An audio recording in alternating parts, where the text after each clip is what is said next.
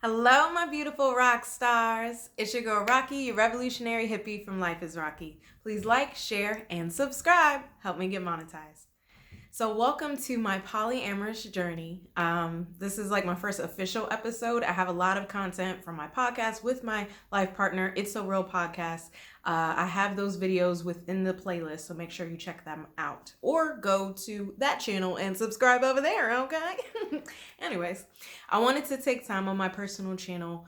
One, just to hear from a Black woman's perspective because we need it out here. Representation is key. So that being said, I wanted to share with you what my polyamorous journey was and understanding how it existed before I knew of polyamory, okay? So let me just run it back to how I got here. So in 2018, I started questioning my sexuality. Within that questioning, I joined a Facebook group. I think it was for Black, bisexual, and polyamorous women. And I had been exposed to polyamory through clients before. White clients, didn't connect. But it was within that Facebook group that I saw how people were thinking about relationships. And I was like, wait a minute, I think like this. So then just out of curiosity, I joined more polyamorous Facebook groups. And I saw how people navigated relationships. And I was like, wait a minute, this feels right. This feels right for me. Why am I not doing this, right? So then I did a deep dive and check out my playlist. I believe it's on the It's a Real Podcast YouTube channel. I'm not sure if you all can see it on my channel because I developed it on there, but it's definitely on there. And it's a video resource playlist that I created along my journey. So it has education, it has representation, it has discussion of the challenges. And that's what my deep dive was. It was me going down a YouTube rabbit hole, reading articles, joining Facebook groups. I was really trying to understand the culture, the history, the community, the language, all of it. So make sure you check those videos out if you are also questioning or if you want to learn more about polyamory. So yes, I did a deep dive and then I was like, and that's where check out Poetry by Ashley Raquel, that playlist, my poem called Bye. That's where I accept being polyamorous and that I had always been polyamorous. And that's the thing. Within the community, there's controversy, okay, between how we're categorizing polyamory. Is it an orientation? Is it a lifestyle? So I deem it as a relationship orientation, okay? However, it is both. It's an individual identity for me. I have the individual capacity to romantically love more than one person at a time. Not everyone does. I realize that I do, okay? And then second, practicing polyamory. So with the individual identity, I'm polyamorous even if I'm unpartnered or if I have one partner, okay? But in practicing polyamory, that's when you are dating multiple people. And that's where people talk about the lifestyle, the actual practice and act of dating multiple people. Right? So there is controversy. I understand the reasoning for both. And I say, yes, I am individually polyamorous by me, myself, and I.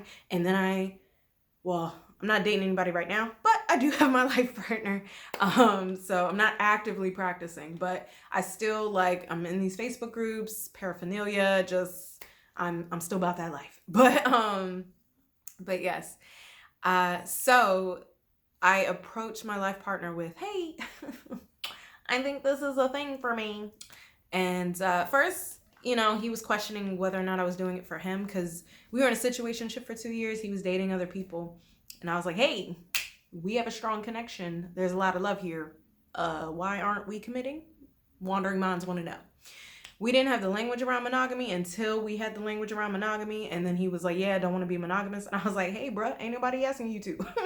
Just commit to me. Don't need to be only me. All right. So that's how we started our committed life partnership. We are now... we just celebrated 3 years of our committed life partnership in October. We got engaged. We're getting married this year. It's very exciting. And we're still polyamorous. So let's jump back to how I've always been this way. Okay, so as I was going through my bisexuality journey as well as my polyamorous journey, there was a lot of overlap as far as the similarities. So when I went through my sexuality journey, it was uncovering all the other times I was actually bisexual, but didn't know it, denied it, all that stuff, right? So I had the same thing happen with polyamory. I had all these instances come back to me, and I was like, oh, wait a minute. I've always been this way. So that being said, I wanted to share some of those instances just so you're familiar with what it looks like. A lot of people say polyamory is about sex. Check out my other videos when I talk about what is polyamory, because sex is a part of relationships and connections, but it's not the priority within polyamory. Polyamory prioritizes emotional and romantic connections. Polyamory literally means many loves. Okay? All right now. Ain't nothing wrong with having sex, but that's just not the culture of polyamory. So that being said, when I was in 4th grade, me and my 2 best friends all liked the same boy. Okay? And he was flirting with all of us. And yet he only chose one for his girlfriend. And my 4th grade 9-year-old self was like, well, if he likes more, now mind you, this is 4th grade. What the fuck are relationships, okay? But anyways, my 9-year-old mind was like, why does he have to choose one if he likes more than one of us? Like, why can't he just be with all of us? Like, why choose one? Who's restricting it out here? Like, what is I don't get it, right? So that was in 4th grade. And then speed up to, I think it happened sophomore year of high school. It happened senior year of high school. And then I think it happened freshman year of college. So those 3 different instances, I had to make a choice between 2 men, right? Romantically. And I hated having to make those decisions. And check out my poem, Fire and Water, in my Poetry by Ashley Raquel playlist. Because it was, and that's the thing about understanding polyamory. It's understanding that it's not equal. The love, it's not equal, because each individual person is different. Therefore, each connection is going to be different. Therefore, you cannot compare them because they're literally different people. So it's like, I got different things from those connections. I got different things from those people. And like having to choose one, I did not like, because I felt like I was being forced into a box that I didn't have to be in. Little did I know. So that being said, excuse me. Let me get some water. So yes, I hated having to make that choice. I didn't like it. Now, from high school to college, no, it was college. I definitely embraced sexual non-monogamy, okay? Now remember, ethical or consensual non-monogamy is the larger umbrella that polyamory is one form of. Just one, okay? And then non-monogamy is not the same as ethical or consensual non-monogamy. I wanted to be honest. I wanted to openly communicate with my partners in college. However, that was not the norm. So I just didn't be transparent about it. It wasn't a secret, but I wasn't like, hey, just so you know, like I have multiple partners. I'm seeing these people, da, da, da. It wasn't that open. So now my communication has increased tenfold.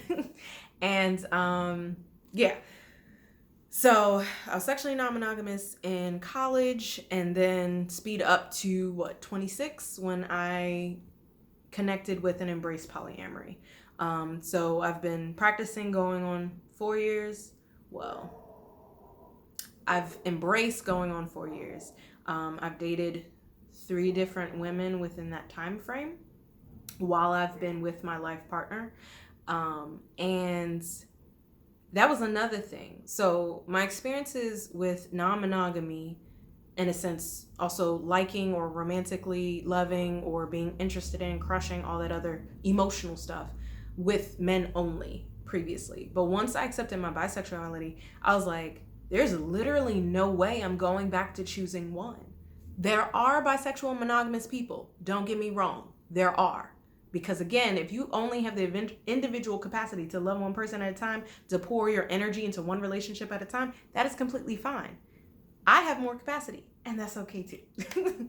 But yeah, once I started dating women, I was like, I like both. Like, why would I go back to choosing one? That makes no sense for me. What, for society? Screw society. It's my fucking life. I'm gonna do what the fuck I want. Okay. But yeah, so, that's my journey of how I've always been polyamorous, and now there's really no going back. So, because women offer me different things than men do.